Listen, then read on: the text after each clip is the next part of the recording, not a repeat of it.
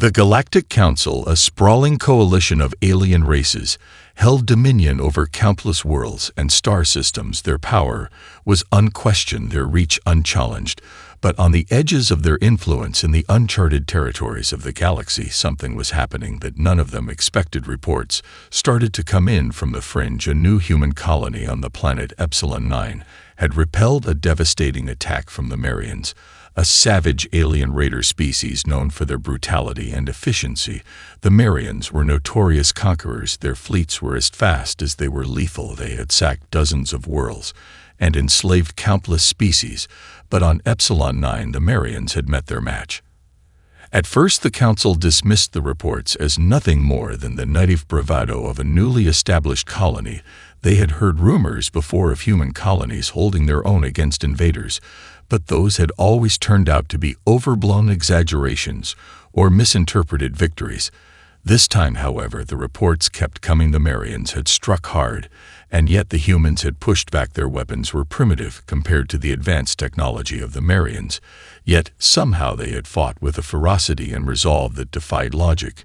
No one had expected it, not the Marians, not even the humans themselves. The Council called for a special meeting, the gathering of representatives from the most powerful species in the galaxy, to discuss this anomaly. The room buzzed with low murmurs as the members took their seats, their holographic screens flashing with reports from the front lines, while some diplomats and military strategists argued that the Marians must have underestimated the humans. Others were more cautious. One of the Council elders, an ancient alien known for his wisdom, spoke up. His voice carried weight across the room. "The humans are more than we think," he said. "They have something in them, something we do not understand yet. We would do well to tread carefully." His words hung in the air as the debate continued. Some argued for monitoring the situation closely. Others wanted to send reinforcements to Epsilon 9 and put down the human colony once and for all. But the elder held his ground. "This cannot be ignored," he said. "They fought with a spirit we cannot comprehend. This is a species with a fire inside them that will not be easily extinguished, and if we do not recognize that, we may be making a grave mistake." But his warnings fell on deaf ears. As usual, in the Council, factions with different agendas dominated the conversation. While the elders' words were forgotten, the humans on Epsilon 9 continued to surprise everyone. In the weeks that followed, the Marians returned, this time with a fleet far larger and more powerful than before. They sought to wipe out the human colony once and for all, but the humans fought back with the same determination as before. Their weapons might have been primitive compared to the alien armaments, but their tactics were anything but conventional. They used the terrain to their advantage. They exploited every weakness in the Marian fleet with a tenacity that left even their most seasoned commanders baffled. When the smoke cleared, the Marians were forced to retreat yet again. They had suffered losses far greater than they had anticipated. The news spread quickly across the galaxy. The Council convened again, this time more urgently. The Marians had been beaten twice in a row, and the humans were not showing any signs of backing down. The Council could no longer deny what was happening. Something was different about humanity. They were not just survivors, they were fighters. Their resilience was unlike anything the galaxy had ever seen. The question now was no longer whether they could defeat humanity. The question was how much longer they could ignore them. Word of the humans' victory spread far and wide across the galaxy, reaching the ears of the Zarkan Empire, a war-hardened civilization known for its conquests across hundreds of star systems. The Zarkans were not like the Marians. They did not fight out of mere necessity. They fought for supremacy. Their fleet was vast, and their military discipline was unmatched for generations. The Zarkans had crushed every opponent who dared stand in their way, yet something about these humans intrigued them. Their resilience was unlike anything they had encountered before, and they were determined to crush it before it could spread. With their eyes set on Epsilon 9, the Zarkan Empire mobilized its forces. They sent a fleet the size of which had never been seen in human space. Their ships were equipped with the deadliest weapons in the galaxy, and their strategy was flawless. But what the Zarkans did not understand was that the humans were not like the other species they had conquered. They did not bow down, they did not surrender. The Zarkans arrived in full force, their warships looming over Epsilon 9 like a shadow of destruction. They unleashed their weapons on the human colony without mercy. Entire cities were reduced to rubble in minutes. but the humans fought back the explosions, and the chaos only seemed to fuel their determination. They used every scrap of technology they could find to hold the line. Their makeshift defenses were primitive, but the ingenuity of the human mind was unmatched. They turned the very terrain of their world into a deadly weapon, using the natural resources of the planet to create traps and countermeasures. The Zarkans were caught off guard. The battle raged on for days as the humans held their ground despite being vastly outgunned and outnumbered. The Zarkan fleet could not break them. Every time they thought they had crushed the last of the human resistance, another group would emerge from the wreckage. Their determination was unlike anything the Zarkans had seen before. It was as if every human on the planet had been forged in the fires of war and had come out stronger. The Zarkan commander in charge of the fleet, a seasoned warrior named General Rax, watched in disbelief as his forces faltered under the relentless human counterattacks. The humans had no regard for their own safety. They fought with a savagery that left even the Zarkan soldiers unsettled. They were not fighting for victory. They were fighting for survival, and they would not stop until they had driven the Zarkans from their world. After a week of brutal conflict, the Zarkans found themselves retreating for the first time in centuries. Their once invincible fleet, limping away from the planet Epsilon 9, was not the prize they had expected it to be. The cost had been too high. Their ships were damaged, and their morale shattered. They had underestimated the humans and paid the price for it. The news of their defeat spread quickly back through the galaxy, and for the first time the Council began to take notice. The humans had not only survived the assault, they had driven the Zarkans off their world, and in doing so they had proven something that no one had dared consider before. The humans were not just survivors, they were warriors, and they would not be pushed around by anyone. The question that hung in the air was no longer if the humans could be stopped, but if the galaxy was ready for what they would become. The Council convened once more to discuss the growing human threat, but this time there were fewer voices calling for their destruction. There was a sense of unease in the room as the representatives began to realize that these humans were not like any species they had encountered before. The line had been drawn, and it was clear that the humans had no intention of stepping back from it. The defeat of the Zarkan Empire was a wake-up call to the galaxy. The balance of power had shifted, and no one could ignore the humans any longer, but the questions surrounding them grew more numerous with each passing day. The Council was shaken by their unexpected victories. Their fierce resolve was unlike anything they had ever seen, and no one could explain where it came from. The human diplomats were elusive, refusing to share any details about their history or their origins. They insisted on being left alone to fight their own battles, but curiosity was growing. In the shadows of the Council chambers, whispers spread about the strange and ancient origins of humanity. The records of their past were fragmented, lost over time, but there were stories hidden in the deepest archives of the galaxy that spoke of an ancient human civilization long forgotten, a civilization that spanned vast reaches of space and whose achievements in science and warfare had once been unparalleled. But those records were old, outdated, and incomplete, but they hinted at something far greater than anyone had anticipated. An ambitious diplomat from the Council, a young and eager species expert named Thylos, became obsessed with finding the truth about humanity's past. He was determined to uncover what made the humans so unique, why they were able to push back against the Zarkans, and the Marians, why their spirit seemed so unbreakable. He delved into the archives, looking for anything that could explain their resilience. He scoured ancient texts and historical records that no one else had paid attention to in centuries, and what he discovered was astonishing.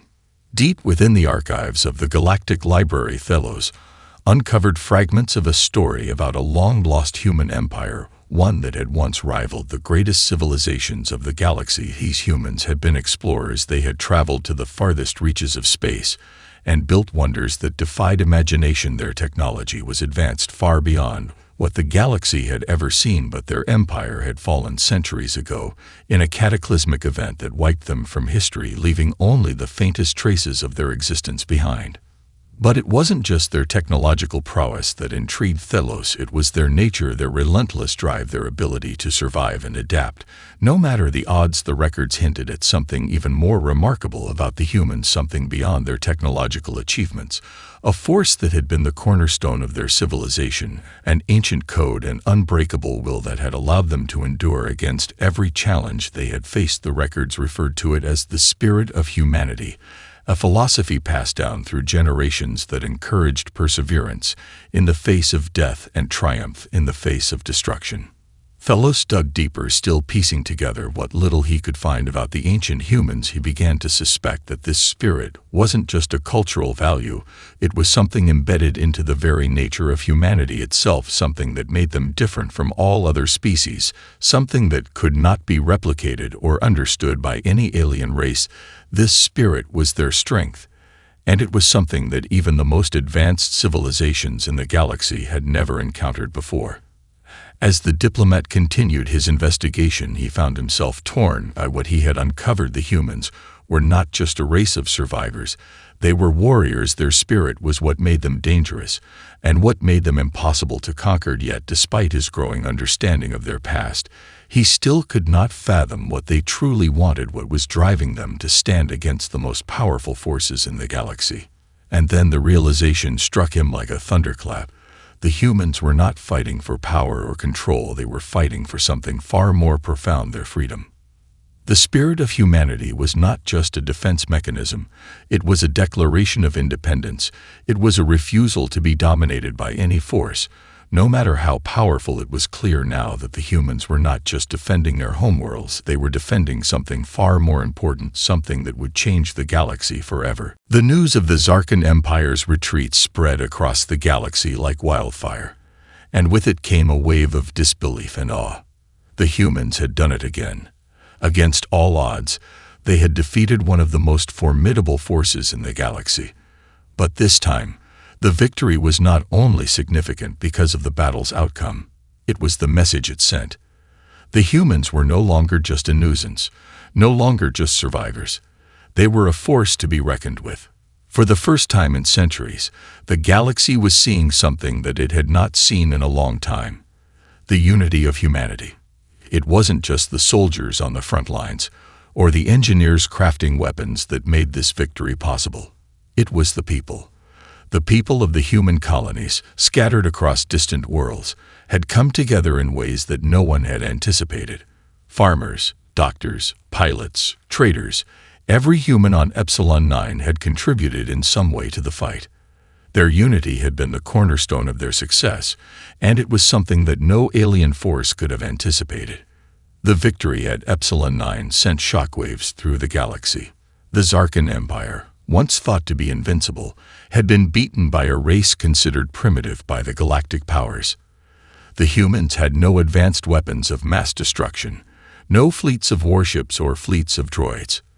What they had was each other. Their bond, their willingness to fight together as one, had proven to be more powerful than anything the galaxy's great empires could muster. The leaders of the Galactic Council, who had once dismissed the humans as inconsequential, were now facing a difficult truth.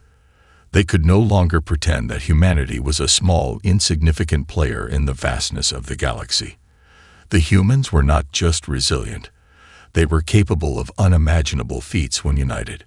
And the Council knew that if they did not act soon, humanity's growing influence would threaten the very fabric of their carefully balanced power structure.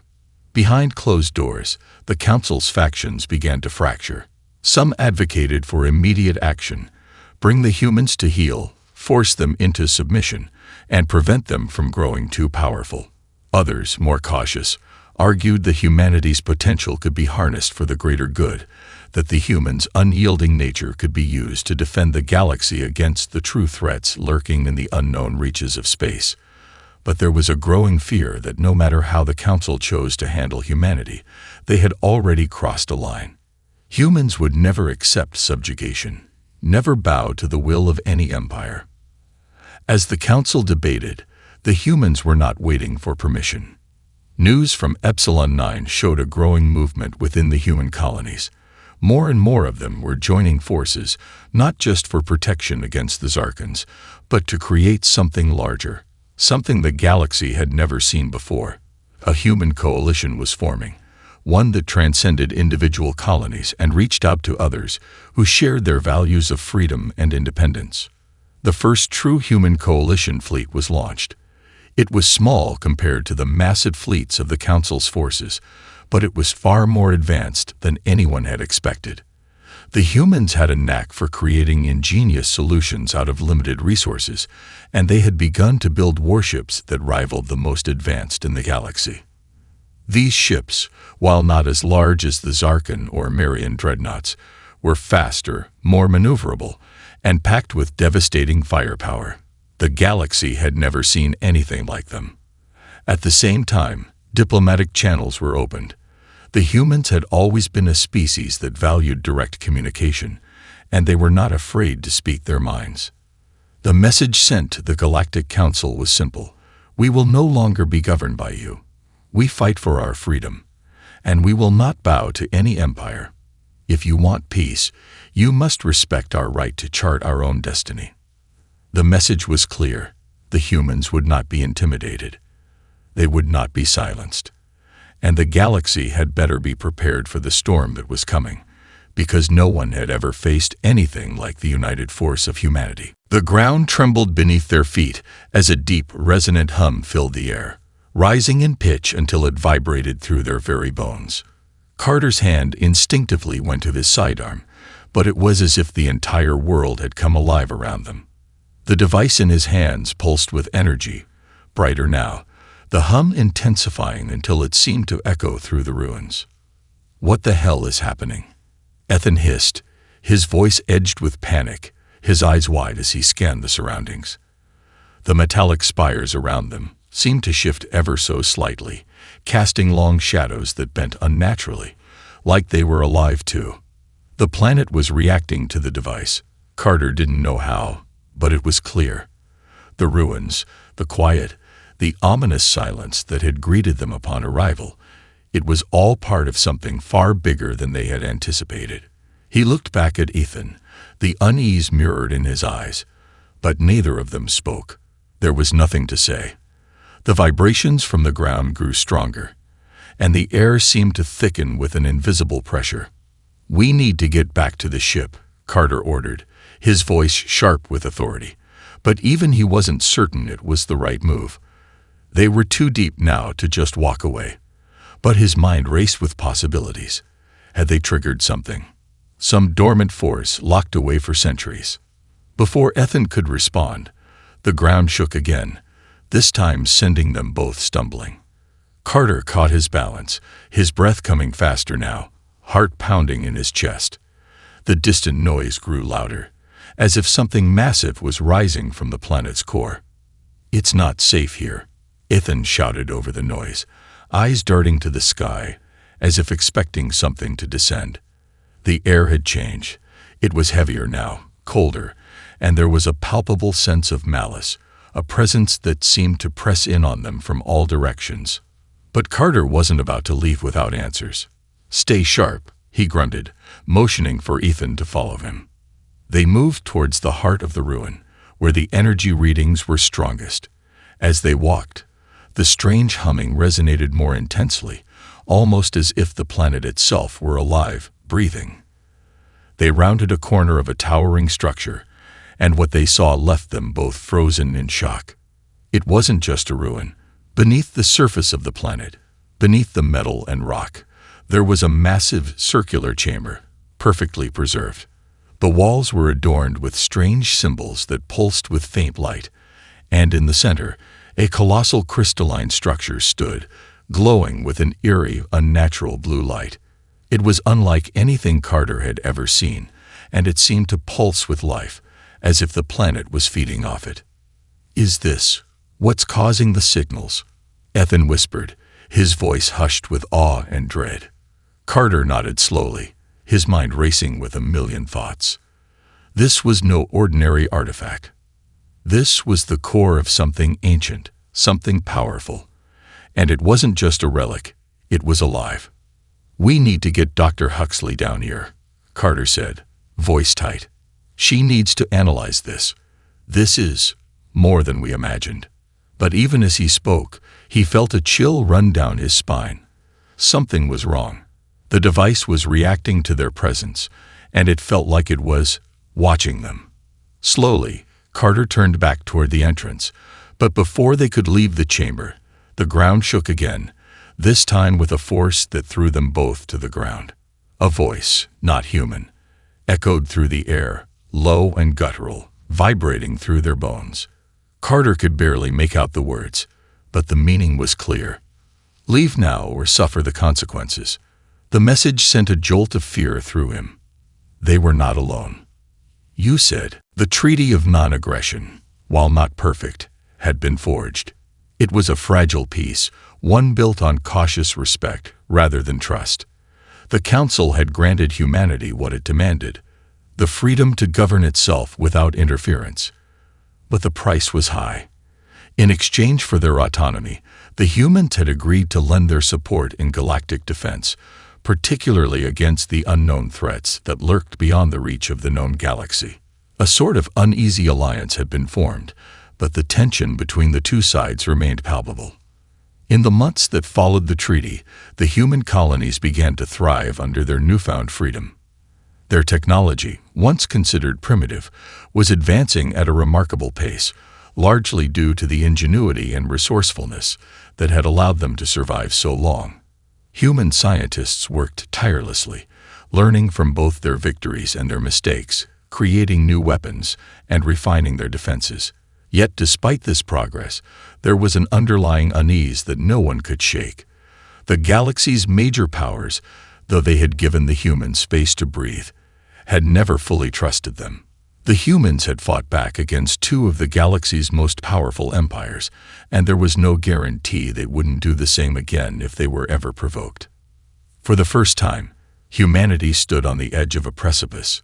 They were no longer isolated, no longer a footnote in galactic history. They were now a player, but a player whose intentions and future remained uncertain. Could they maintain their independence? Could they truly stand alone against the powerful forces in the galaxy? Or would they be drawn into a conflict they could not escape? The galaxy itself, too, was changing. The Council, for all its power, had never faced a threat quite like humanity. The alien races that had once viewed humans as insignificant now found themselves watching them closely, unsure of what they would do next.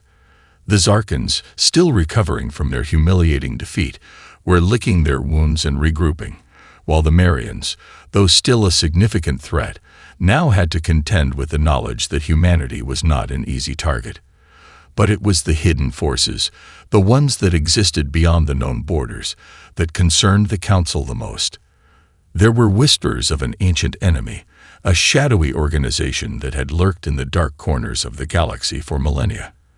An enemy so powerful, so insidious, that even the Council's greatest minds dared not speak of it in public. The mysterious Elder Collective. No one knew much about the collective, but what was known was enough to strike fear into the hearts of the galaxy's most powerful species. It was said that they had existed long before the Council came into being, that they were the ones who had set the balance of power in motion, and that they had the ability to destroy entire civilizations without leaving a trace. No race had ever dared challenge them, and no one knew what they truly wanted, only that their interest, once piqued, meant inevitable destruction. Humanity, however, had no knowledge of the collective. They had their eyes set on a future of their own making, and the very idea of being swept into an ancient conflict was the furthest thing from their minds. They had their own problems to solve, their own goals to reach. But there was an undeniable truth. The moment the collective set its sights on humanity, everything would change. In the midst of this uncertainty, another threat loomed, one far closer to home. A rogue faction of humans, dissidents who had never agreed to the treaty, had begun to rally against the terms of the agreement. These radicals, believing that humanity's freedom was being compromised by the Galactic Alliance, began to launch attacks on Council ships and installations. Though they were small in number, their strikes were well coordinated and highly effective. The radicals called themselves the Free Dawn, and their message was clear. Humanity should not be bound by any treaties or alliances. The Council, caught between the threat of the Free Dawn and the looming shadow of the Elder Collective, was forced to act. Diplomatic talks with the humans grew tense as both sides braced for what seemed inevitable: a war. The question wasn't if the war would come, but when. And as humanity's coalition grew stronger and the dissidents gained momentum, the entire galaxy began to wonder: would humanity's desire for independence be their salvation, or would it lead them into a war that they were not prepared for? As the tension mounted, the galaxy's fate seemed increasingly uncertain. The humans had become a force to be reckoned with, but in doing so, they had placed themselves at the center of a storm they may not survive. The days after the Free Dawn attacks grew tense. The rogue faction had struck swiftly and decisively, undermining the fragile peace humanity had with the Galactic Council. They had made their message loud and clear. Humanity would never be shackled by treaties or alliances. They would carve their own path, no matter the cost. The Free Dawn wasn't just a group of rebels. It was a movement, a growing ideology that resonated with those who felt that humanity's future should not be decided by the Council or any other foreign power. Ambassador Claire Danvers found herself in an increasingly difficult position. The coalition she had helped to build was beginning to fracture. There were those who believed in the ideals of the treaty and cooperation with the galaxy's other species, but there were just as many who had begun to lose faith. The Free Dawn was gaining support, and Claire knew it was only a matter of time before the galaxy's peace would be shattered. The Council, for its part, was stuck in a dilemma. They couldn't afford to let the Free Dawn's radicalism spread further, but they also couldn't afford to lose humanity as a partner. Humanity had proven time and time again that it was no ordinary species. They were not only capable of fighting back against the galaxy's most powerful empires, but they also had the determination to survive at any cost. The Zarkan defeat had left scars, and the Council was acutely aware that if humanity truly rebelled against them, the galaxy's balance of power would tip once more, this time, possibly beyond repair. At the same time, the shadow of the Elder Collective loomed closer. The mysterious group had remained silent, their presence felt but not seen.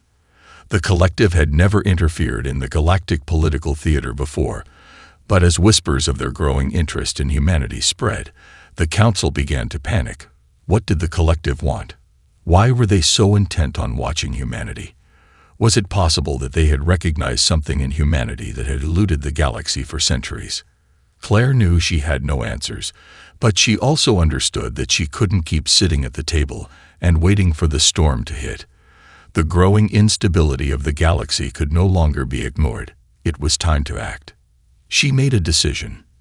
It was a dangerous one, but it was the only way she could see forward. If humanity was to survive, they needed to control their destiny, not just in the political sphere, but in the military. She sent an urgent call to every member of the human coalition. It was time to prepare. They had to strengthen their defenses and unite in ways they never had before. The Free Dawn, though radical, had a point. Humanity's future wasn't in the hands of the Council. It was in their own hands. The next few weeks were filled with frenetic activity. Engineers and scientists worked around the clock, building new ships and refining their weapons. Diplomats, led by Claire, began to forge covert alliances with sympathetic factions within the galaxy. The coalition needed allies, true allies who could help defend their independence from both the Free Dawn and the growing threat of the Elder Collective. Humanity's survival was no longer a question of war. It was a question of whether they could rise above the chaos. Meanwhile, in the far reaches of the galaxy, the Zarkan Empire, though broken, had not forgotten their defeat. They were regrouping, looking for any opportunity to strike at humanity's growing strength. The Zarkans were patient, but their hunger for revenge had not subsided. They would bide their time, waiting for the right moment to exploit the cracks in humanity's unity. But the Free Dawn was the immediate threat.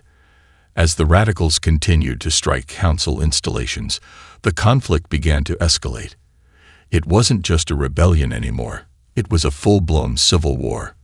Claire had to make a choice: to hold her ground and protect the treaty at all costs, or to step back, let the free dawn rise, and risk everything humanity had fought for. In her heart, Claire knew one thing: humanity's destiny was not to be ruled by others. They had survived too much, fought too hard, and sacrificed too much to let the galaxy dictate their future.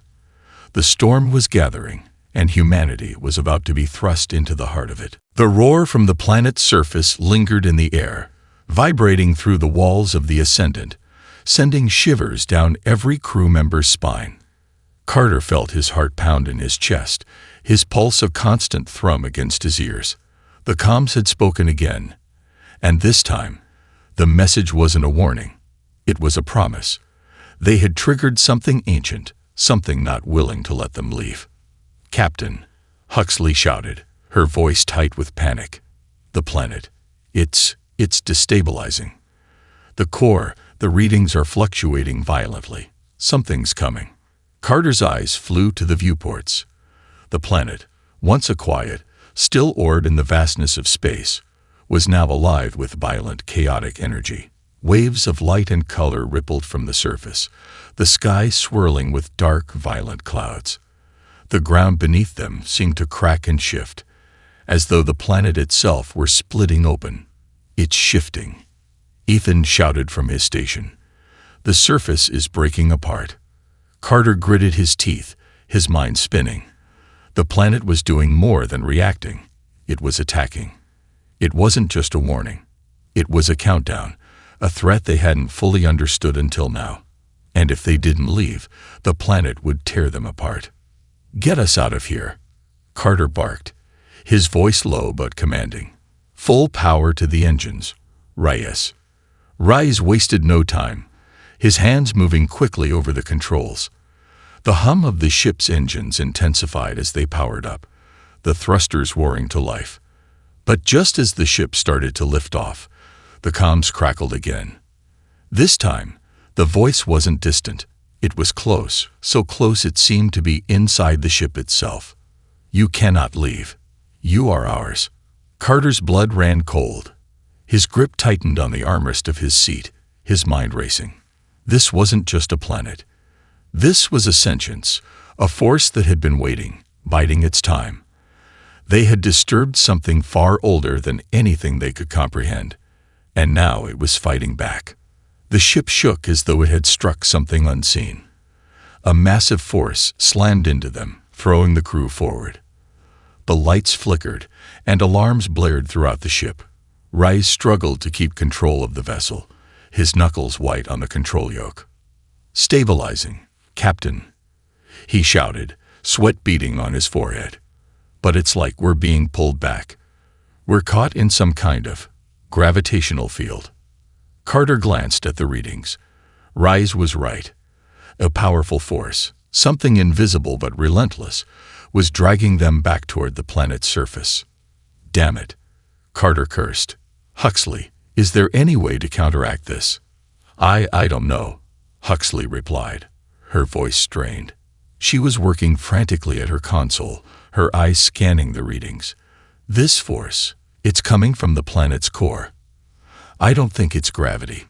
It's something else, alive, just like the planet. Whatever it is, it doesn't want us to leave." Carter's mind raced. They needed to break free, but how? The planet was alive, and it was using its power to pull them back, to keep them trapped in its grasp. They weren't just dealing with a hostile world. They were up against something with purpose, something that wanted them here. "Can we override the engine's thrusters?" Carter asked, his voice steady despite the tension building inside him. "Maybe," Reyes said, his fingers flying over the console. "But it's going to take everything we've got. We'll have to burn through the core reserves, drain all power." "Do it," Carter ordered. "We don't have a choice." Reyes nodded, gritting his teeth as he pushed the ship's systems to their limits. The whole ship vibrated as the engines roared to life again, the force pulling against them growing stronger with every passing second. Outside, the planet seemed to pulse with energy, its surface cracking and shifting like a living, breathing thing. "We're not going to make it," Ethan shouted, his voice raw with fear. But Carter refused to believe that. They had come this far. They had to escape. "Hold on," he yelled. "This is our only shot." The ship's engines howled as they pushed forward, struggling against the invisible force trying to drag them back. The walls of the Ascendant groaned under the strain, and for a moment, it felt as though the ship might tear apart. But then, with a final, desperate surge, the ship broke free from the planet's pull, its engines firing at full power. Carter collapsed back into his seat, gasping for breath. They had done it. They had escaped. For now. The planet, now a distant dot in the blackness of space, seemed to pulse one last time, as if to say goodbye. And Carter couldn't shake the feeling that they hadn't seen the last of it. "You said